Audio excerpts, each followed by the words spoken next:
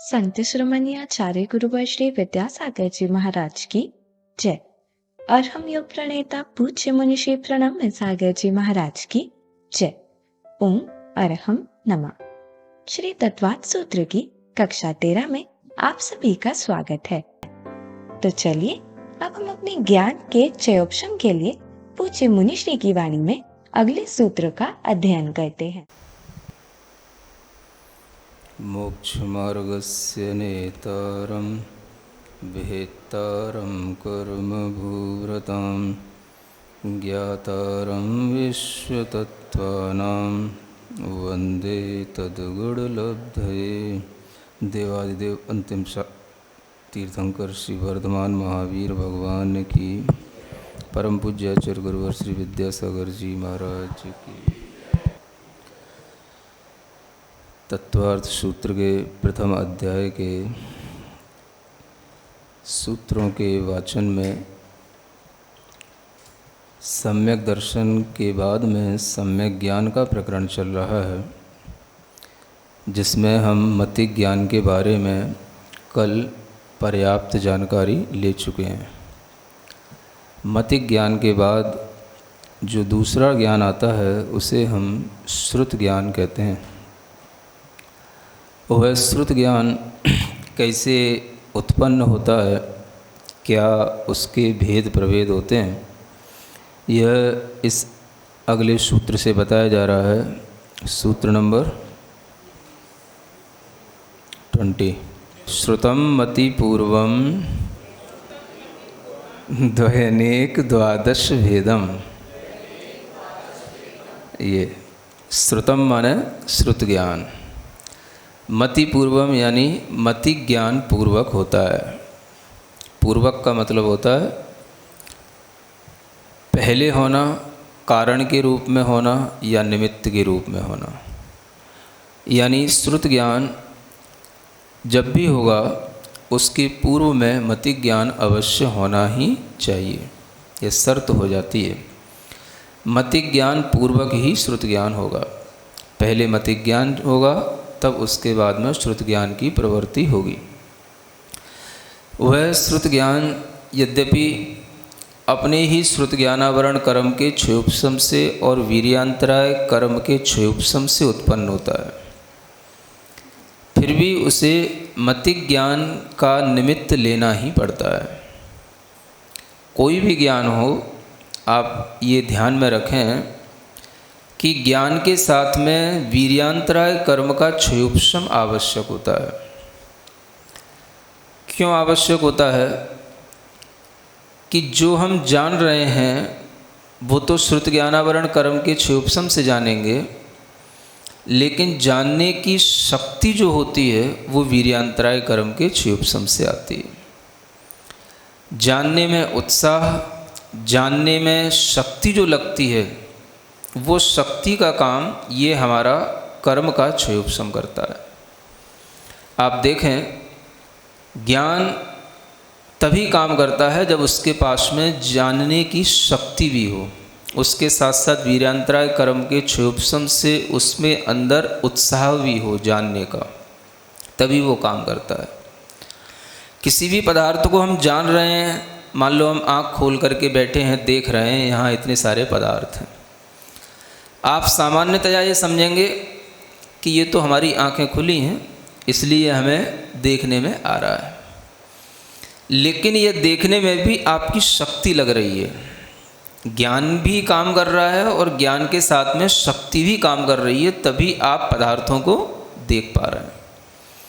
ये तब समझ में आता है जब हम कभी बुखार में होते हैं, आंखें खुल नहीं रही होती हैं, कोई हमसे कहता है बेटा आंखें खोलो देखो, तब समझ में आता है कि आंखें खोल के देखना भी कितना कठिन होता है। समझ आ रहा है?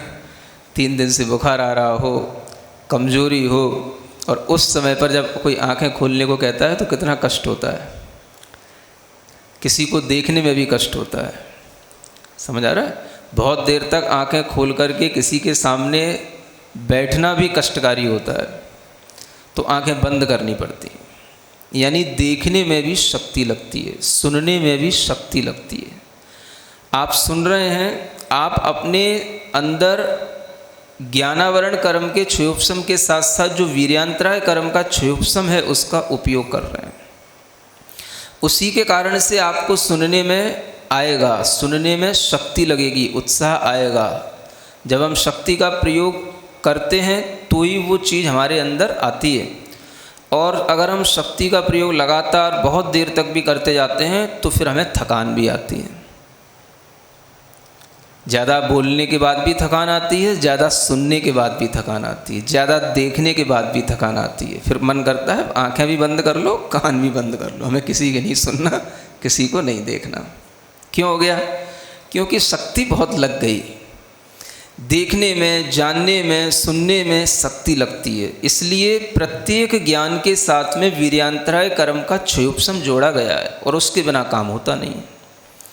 तो हम केवल इतना न समझें कि ज्ञानावरण कर्म के क्षयोपशम से ही ज्ञान हो जाता है, ये भी जानें कि उसके साथ में वीर्यांतराय कर्म का क्षयोपशम भी हर जगह आवश्यक है।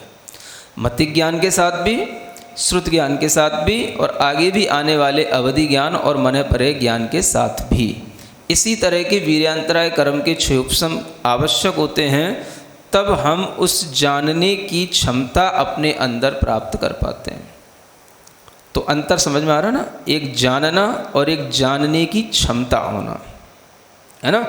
तो जो क्षमता जो चीज़ है, शक्ति जो चीज़ है, वो हमें इस कर्म के क्षयोपशम से प्राप्त होती है। तो अनेक कर्मों के हमको क्षयोपशम मिले हैं जिसके माध्यम से हम ये सब कुछ कर पा रहे हैं। भीतर बहुत कुछ पुण्य के, बहुत कुछ ज्ञानावरणादि कर्मों के हमें लाभ हुए हैं, तब हम ये सब चीज़ें सुन पा रहे हैं। कोई अपने आप नहीं हो रहा सब कुछ, ये सब आपकी आत्मा की उपलब्धियां हैं जो आपने प्राप्त की हैं। समझ आ रहा है? सामने भी बैठ कर के सुन पा रहे हैं लोग, ऑनलाइन दूर दूर तक भी सुन पा रहे हैं।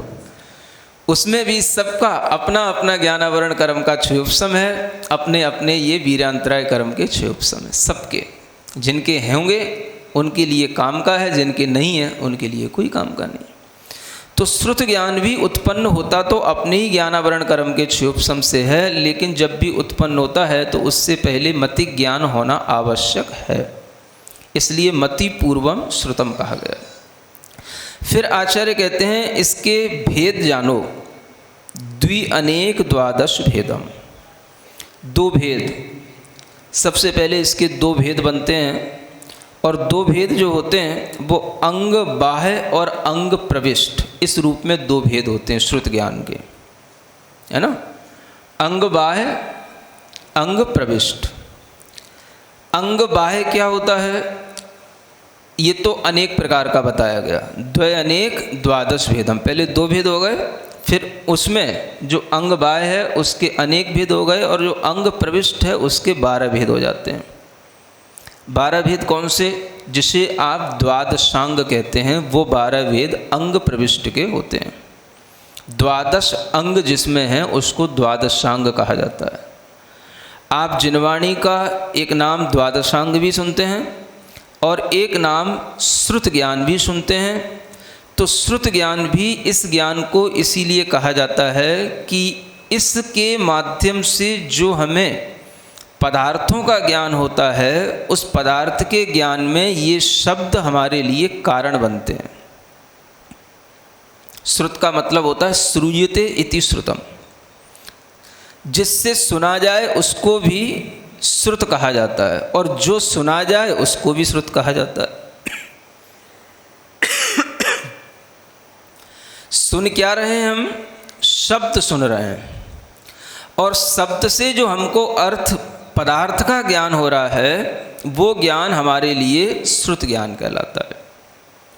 जो शब्द यहाँ लिखे हुए हैं, इन शब्दों को भी हम पढ़ कर के सुन रहे हैं, और सुनकर के ही हमें इन शब्दों का ज्ञान हो जाता है, और इस शब्द से जो अर्थ बताया जाने वाला उस अर्थ का भी हमें ज्ञान हो जाता है। इसलिए भी इस ज्ञान को श्रुत ज्ञान कहा जाता है। जो हम सुन रहे हैं वह भी श्रुत ज्ञान है, और जिसके माध्यम से हम सुन रहे हैं वो भी श्रुत ज्ञान है। यानी वह ग्रंथ, ये भी अपने आप में क्या है? श्रुत ज्ञान के लिए सहायक सामग्री है। तो ये कहलाता है द्रव्य श्रुत। इसको क्या बोलते हैं? द्रव्य श्रुत। जो जिनवाणी है, कागज पर लिखे हुए अक्षर हैं, शब्द हैं, इसको हम क्या बोलेंगे? द्रव्य श्रुत। और जो हमारे अंदर इस द्रव्य श्रुत को समझने की क्षमता है उसे कहेंगे हम भाव श्रुत। क्या बोलते हैं? भाव श्रुत। भाव श्रुत में क्या होता है? जो हमारे अंदर श्रुत ज्ञानावरण कर्म का क्षयोपशम है, जिसके माध्यम से हम अक्षरों को समझ पा रहे हैं, वो हमारा भाव श्रुत है। और जितना हमारे पास भाव श्रुत होगा उसी के अनुसार हम द्रव्य श्रुत को समझ पाएंगे। अब यह द्रव्य श्रुत एक तरह से 12 प्रकार का बताया गया, जिसमें कि आप अंगों के ज्ञान रखते हैं। 12 अंग होते हैं, जो आचारांग, सूत्रकृतांग, समवायांग, स्थानांग आदि। ये 12 अंग जो आप कभी जिनवाणी की पूजा करते हैं उससे समझ लेना, है ना। ये 12 अंग हैं और उसमें जो 12वां अंग है वो दृष्टिवाद अंग है। और उस दृष्टिवाद अंग में 5 भेद हैं: पूर्वगत, सूत्र, प्रथमानुयोग, चूलिका, है ना। ये उसके भेद बन जाते हैं। और उन भेदों में भी जो पूर्वगत नाम का भेद है उसके 14 भेद होते हैं, तब हम उसे 14 पूर्व कहते हैं। समझ में आया? किसके भेद हैं 14? पूर्व के 14 भेद हैं, है ना। तो ये जो 12वां अंग है, 12वें अंग में जो 5 चीजें हैं, कौन कौन सी 5 चीजें हैं? पूर्व, प्रथमानुयोग, परिकर्म, सूत्र और चूलिका। ये 5 चीजें हैं। इन 5 में से जो पूर्व के 14 भेद होते हैं उनको मिलाया जाता है। उत्पाद पूर्व, आग्रायणी पूर्व आदि ये पूर्व के 14 भेद होते हैं। तब ये पूरा कहलाता है 12 अंग 14 पूर्व। जब इस तरह का जो ये श्रुत ज्ञान है, ये सारा का सारा यह अंग प्रविष्ट नाम का श्रुत ज्ञान कहलाता है। क्या कहा जाता है इसको? अंग प्रविष्ट। और जो अंग बाह्य होता है वो अलग होता है। वो 10 वैकालिक आदि जो ग्रंथ हैं उनको अंग बाह्य के रूप में स्वीकार किया गया है। अब इसको आप इस तरह से समझ सकते हो कि जैसे इन सूत्रों का ज्ञान कराने वाले या इन सूत्रों की रचना करने वाले जो आचार्य हैं उनकी प्रामाणिकता तब बनती है जब उनसे पहले के आचार्यों से ये लिंक्ड रहे हों, माने उनसे बिल्कुल जुड़े रहे हों। और जो उससे भी पहले के आचार्य हैं वो भी गणधर आदि परमेष्ठी से जुड़े रहे हों।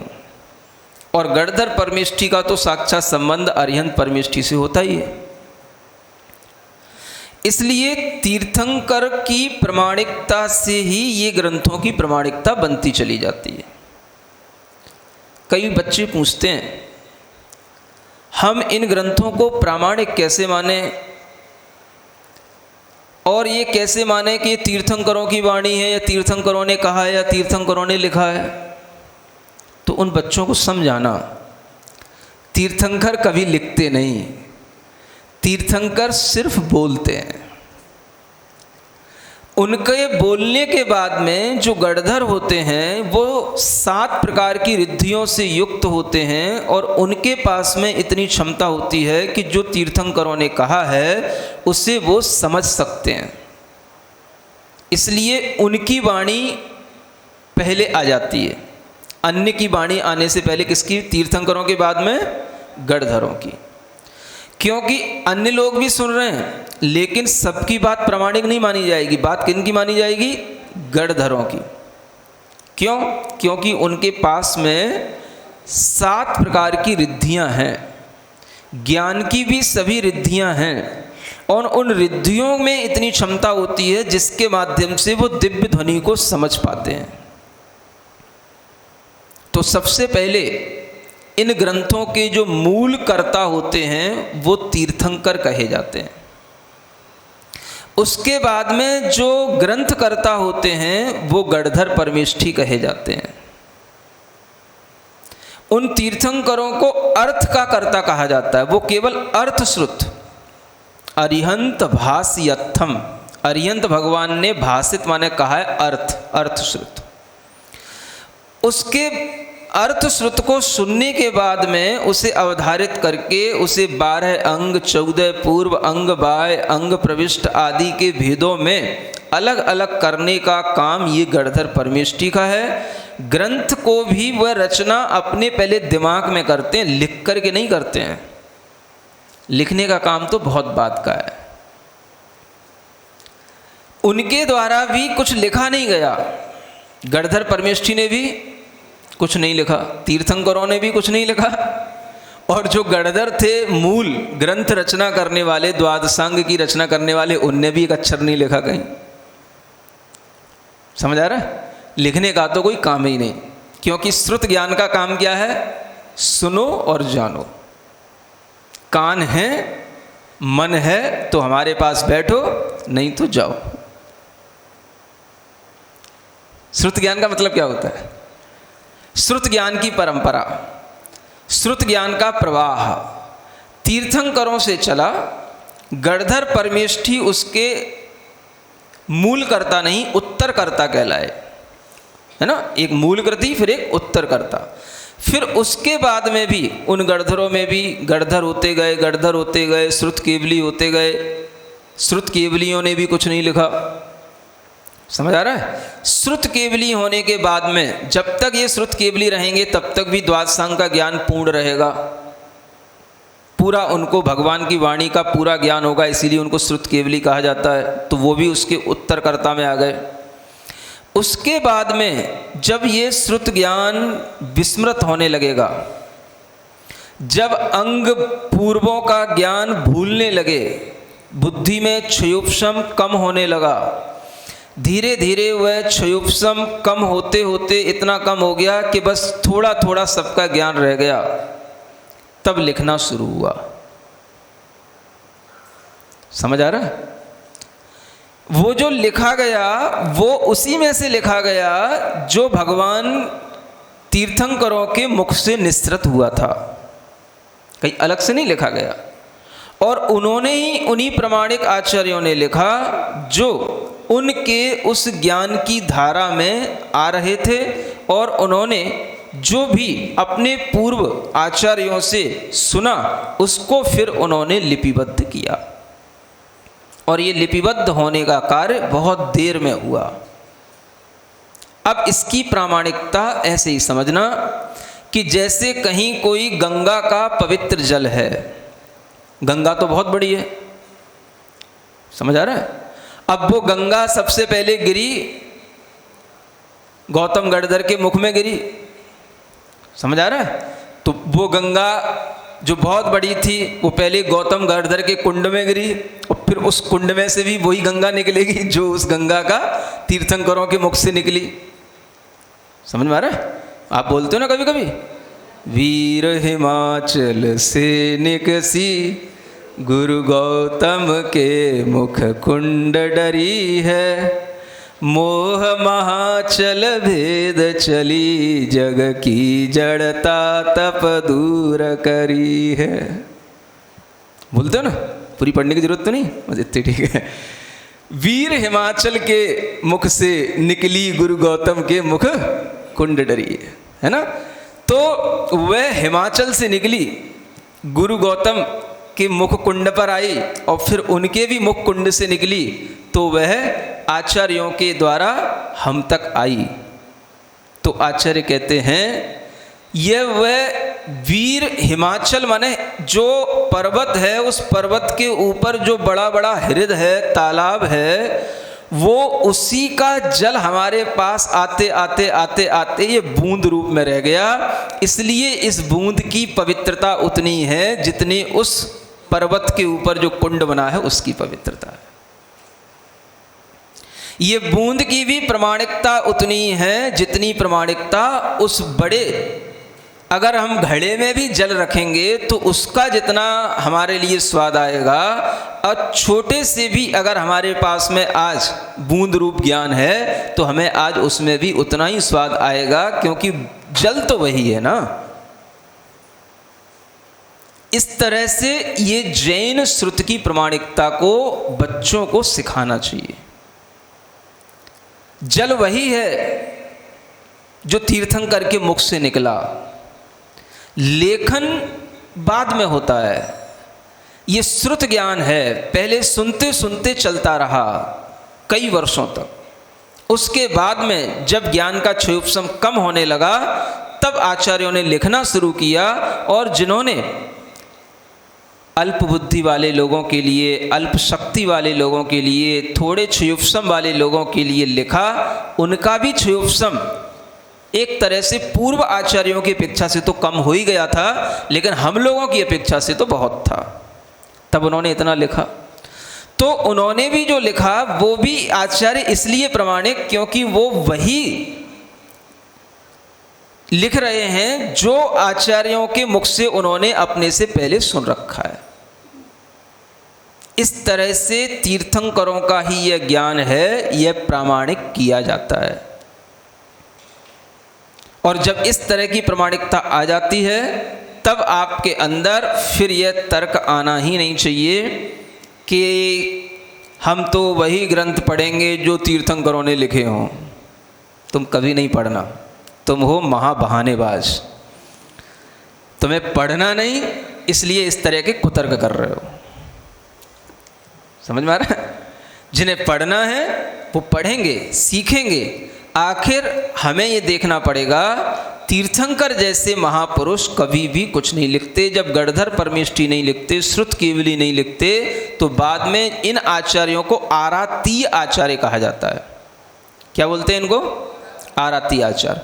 मतलब ये तीन ग्रंथकर्ताओं में तीन प्रकार के लोग हो गए। एक तो तीर्थंकर मूल ग्रंथकर्ता, गणधर परमेष्ठी और श्रुत केवली ये सब उत्तर ग्रंथकर्ता, और फिर उसके बाद में जो आरातीय आचार्य हुए ये उत्तरोत्तर ग्रंथकर्ता के रूप में कहे जाते हैं। इसलिए ये वाणी प्रामाणिक मानी जाती है और यह श्रुत का प्रवाह भी प्रामाणिक कहा जाता है। तो ये ध्यान रखना कि श्रुत एक व्यक्ति की अपेक्षा से देखा जाए तो वह साधी शांत है। एक तीर्थंकर की अपेक्षा से देखा जाए, तीर्थंकर के तीर्थ की अपेक्षा से देखा जाए तो श्रुत साधी शांत है। साधी शांत का मतलब सा माने सहित, आदि माने प्रारंभ। जो आदि माने प्रारंभ से सहित हो और अंत से सहित हो उसको बोलते हैं साधी शांत। सुन रहे हैं? लेकिन प्रवाह की अपेक्षा से देखा जाए तो अनादि अनंत है। ग्रंथ की रचना की अपेक्षा से देखा जाएगा तो ग्रंथ की रचना अनादि की नहीं है। ग्रंथ की रचना तो सादी है, उसका प्रारंभ हुआ है, अनादि से लिखा हुआ नहीं है। लेकिन ज्ञान के प्रवाह की अपेक्षा से देखेंगे ज्ञान, तो ज्ञान अनादि से। जो ज्ञान हमें तीर्थंकर वर्धमान भगवान से मिला, वही ज्ञान उससे पहले तीर्थंकर पारसनाथ से मिल रहा था, वही ज्ञान उससे पहले तीर्थंकर नेमिनाथ ने दिया, उससे पहले नमीनाथ ने दिया। इस तरह से ये अनादि परंपरा ऋषभ देव से शुरू तो हुई, लेकिन ऋषभ देव से भी पहले यहाँ पर तीर्थंकर नहीं थे तो कोई बात नहीं। विदेह क्षेत्र आदि में तीर्थंकर तो हमेशा चलते हैं, रहते हैं, और इस तरह की परंपरा का, तीर्थंकरों की परंपरा का कोई भी आदि नहीं है, प्रारंभ नहीं है। इसलिए यह ज्ञान, श्रुत ज्ञान अनादि अनंत है। समझ में आया? श्रुत ज्ञान तो अनादि अनंत है, ग्रंथ अनादि अनंत नहीं है। शब्द जो लिखे गए हैं ये रचना अनादि अनंत नहीं है, लेकिन जो इसमें ज्ञान दिया गया है वो अनादि अनंत। समझ में आएगा? इस तरह से समझते हुए हमें जानना कि ये जो ज्ञान की परंपरा अनादि अनंत है तो क्यों है? अगर तीर्थंकरों का प्रवाह है तो तीर्थंकरों के माध्यम से यही ज्ञान निकलेगा जो ज्ञान आपको दिया जा रहा है। साक्षात तीर्थंकर के समक्ष भी आप इसी तरह के मतिक ज्ञान, श्रुत ज्ञान के बारे में जान पाएंगे। समझ आ रहा है? कहना चाहिए बूंद तो है, लेकिन वो बूंद बूंद ज्ञान भी इतना सारभूत है कि हमें लगता नहीं कि ये सारभूत ज्ञान से बढ़कर के भी और कोई ज्ञान होता होगा, कुछ छूटा हुआ है, ऐसा लगता नहीं। जो मुख्य प्रयोजनीय है, सारभूत ज्ञान है, वो सब हमारे लिए आज भी उपलब्ध है और बहुत विस्तार है। तो उस विस्तार में से कुछ विस्तार नहीं है, कोई बात नहीं, लेकिन मूल चीज तो है। गंगा का जल कैसा है, क्षीर सागर का जल कैसा है, वो तो आप एक चुल्लू भी मिल जाएगा तो उतने ही पीने से टेस्ट आ जाएगा। और जो एक चुल्लू पानी का टेस्ट होगा वही पूरे समुद्र का होगा, वही पूरी नदी का होगा। तो बहुत पीने की इच्छा क्या करते हो? जितना मिल रहा है पहले उतना पीने की शक्ति तो ले आओ। इच्छा करने से तो क्या भी हो जाएगा।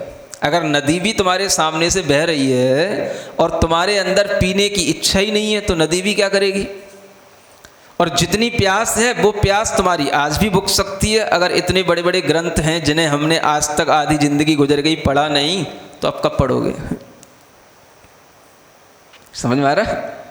तो प्यास बुझाने के लिए तो हमारे पास आज भी सब कुछ पर्याप्त साधन हैं। हम बस अपने अंदर जिज्ञासा बनाए रखें, अपनी ज्ञान पिपासा को बनाए रखें और उसके अनुसार इन शास्त्रों का अध्ययन करने में अपना चिंतन मनन करने की शक्ति लगाएं। तो श्रुत का प्रवाह कैसा है? प्रवाह की अपेक्षा से अनादि अनंत है, लेकिन किसी शास्त्र विशेष की अपेक्षा से हम उसे सादी शांत भी कह सकेंगे। और ये भी शास्त्र कब तक रहेगा? जब तक पंचम काल रहेगा, उसके बाद तो ये भी सब समाप्त ही होना है। लेकिन यहाँ पर वह सब कुछ समाप्त होगा इस क्षेत्र में। अन्य क्षेत्रों में तो वह श्रुत का प्रभाव फिर चलता रहेगा, और इस क्षेत्र में फिर से जब ये धर्म का प्रभाव शुरू होगा तो फिर यही ज्ञान फिर शुरू हो जाएगा। इस तरह से यह अनादि अनंत प्रवाह श्रुत ज्ञान का निरंतर चला करता है। श्रुत ज्ञान ही सबसे महत्वपूर्ण ज्ञान है, इसलिए ज़्यादा बता रहा हूँ। ओम अरहम नमः। तो चलिए आज की कक्षा का एक क्विक रिवीजन कर लेते हैं।